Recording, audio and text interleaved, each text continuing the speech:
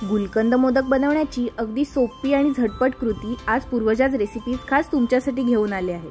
मस्त अशी सर्वांना आवडेल अशी ही रेसिपी आहे, त्यामुळे ही रेसिपी तुम्ही नक्की ट्राय करून बघा। दिसायला सुंदर आणि चवीला उत्कृष्ट अशा या मोदकांची बघूया साहित्य आणि कृती। बासमती तांदळाचं पीठ, तूप, रोज सिरप, पाणी, मीठ, ओलं खोबरं, गुलकंद, साखर, सुका मेवा आणि खसखस। सगळ्यात आधी एका पॅन मध्ये 1 टीस्पून तूप घेऊ। त्यामध्ये घालणार आहोत 1 टीस्पून खसखस। तुपामध्ये खसखस थोडीशी परतून घेऊया। त्यानंतर यामध्ये आपण ऍड करणार आहोत 2 टेबलस्पून ड्रायफ्रुट्स। हे ड्रायफ्रुट्स छान बारीक करून घेतले आहेत।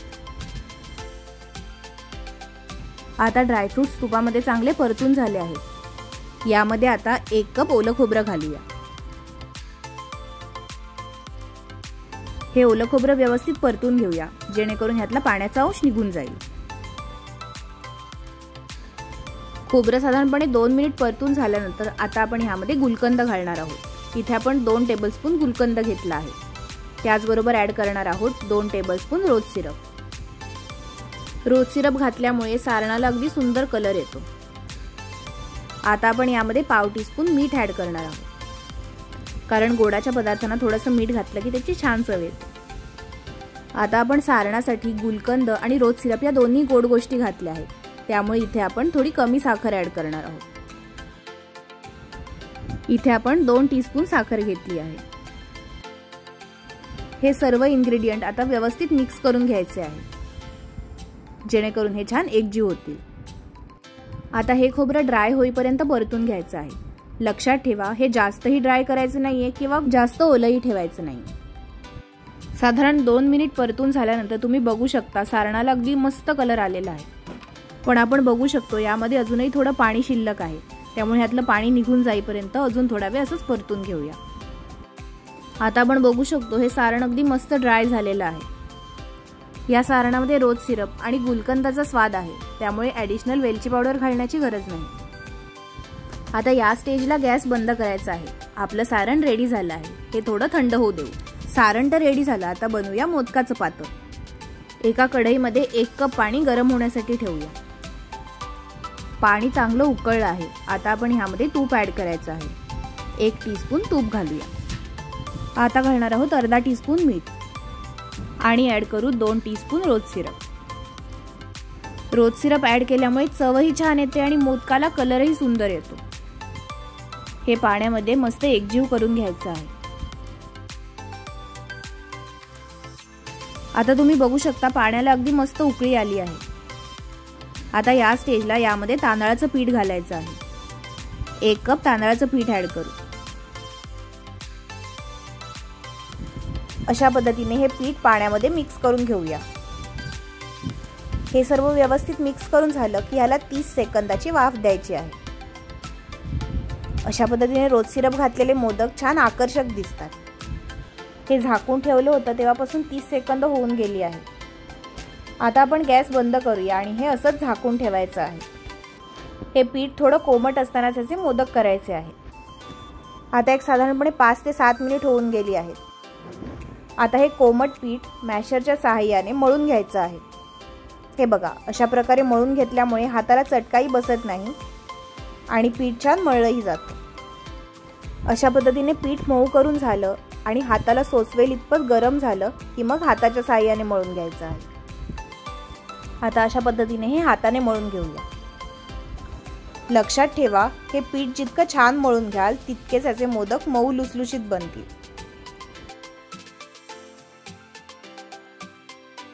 आता या मळलेल्या पिठाचा लिंबाच्या आकारा एवढा गोळा घेऊया। इथे तुम्ही तुमच्या आवडीनुसार जेवढ्या आकाराचा मोदक पाहिजे आहे त्यानुसार गोळा घेऊ शकता। ह्याला थोडासा पाण्याचा हात लावून घेऊन अशा प्रकारे मळून घेऊया, कारण अशा प्रकारे मळून घेतलं नाही तर मोदक बनवताना पारी फाटत राहते। आता हे छान एकजीव झालंय, याचा अशा प्रकारे गोळा बनवून घेऊया। आता याला थोडासा पाण्याचा हात लावून घेऊ। इथे पाण्याऐवजी तुम्ही तेलही घेऊ शकता आणि अशा प्रकारे मोदक बनवायला घ्यायचा आहे। इथे आपण पाणी लावून घेतलं, अशा प्रकारे केल्यामुळे हे हाताला चिकटत नाही। अशा पद्धतीने बोटाने अशी पातळ वाटी करून घ्यायची आहे। ही पारी जेवढी पातळ होईल तेवढाच मोदक मऊ आणि लुसलुशीत होतो।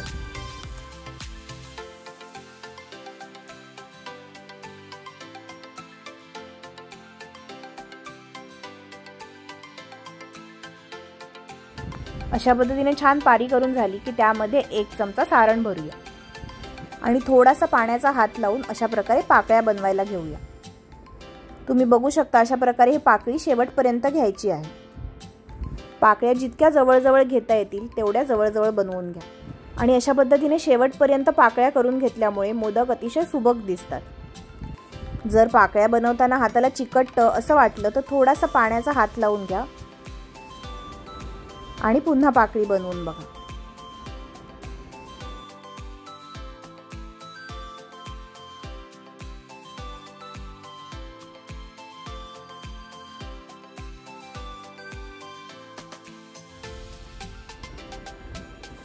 अशा पद्धतीने सर्व पाकळ्या बनवून झाल्या की त्या पाकळ्यांना अशा प्रकारे एकाच दिशेने गोळा करून घ्यायचा आहे।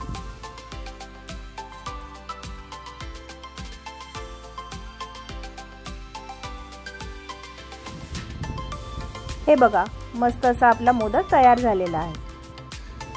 आपण आता मोदक उकडण्यासाठी हे मोदक पात्र घेतलं आहे। त्यामध्ये पाणी उकळायला ठेवून अशा प्रकारे वरती चाळण ठेवायची आहे। त्यावर इथे आपण एक सुती कपडा ठेवला आहे।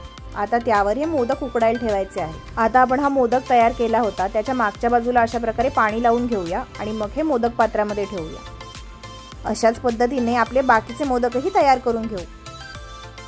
तुम्ही बघू शकता या आकाराचे 12 मोदक या प्रमाणात तयार झाले आहेत। या मोदकांवर झाकण ठेवून साधारणपणे 10 ते 12 मिनिट वाफ काढून घेऊ। आता 12 मिनिट होऊन गेली आहेत। हे मोदक परफेक्ट झालेत की नाही हे ओळखायचं कसं? तर अशा प्रकारे हात लावून बघितलं आणि हे हाताला चिकटले नाहीत याचा अर्थ हे परफेक्ट तयार झाले आहे। या स्टेजला गॅस बंद करूया आणि हे मोदक झाकून थंड होण्यासाठी ठेवू। तुम्ही बघू शकता गणपतीला नैवेद्य दाखवण्यासाठी छान असे मोदक तयार झाले आहेत। आता बघूया हे मोदक झालेत तरी कसे। हे बघा सारण अगदी मस्त भरलं आहे आणि हे दिसायलाही अगदी सुंदर दिसत आहे। तर येत्या अनंत चतुर्दशीसाठी हे मोदक नक्की ट्राय करून बघा। आजची रेसिपी कशी वाटली ते कमेंटमध्ये आम्हाला नक्की कळवा। व्हिडिओ आवडला असेल तर लाईक करा आणि हो शेअर करायला विसरू नका। अशाच सोप्या आणि छान रेसिपी येणाऱ्या नवनवीन सणांसाठी आम्ही तुमच्यासाठी आणणार आहोत। त्यामुळे जर चॅनलला अजूनही सबस्क्राईब केलं नसेल तर पटकन सबस्क्राईब करा आणि बेल आयकॉनवर क्लिक करा। आजचा व्हिडिओ पाहण्यासाठी धन्यवाद।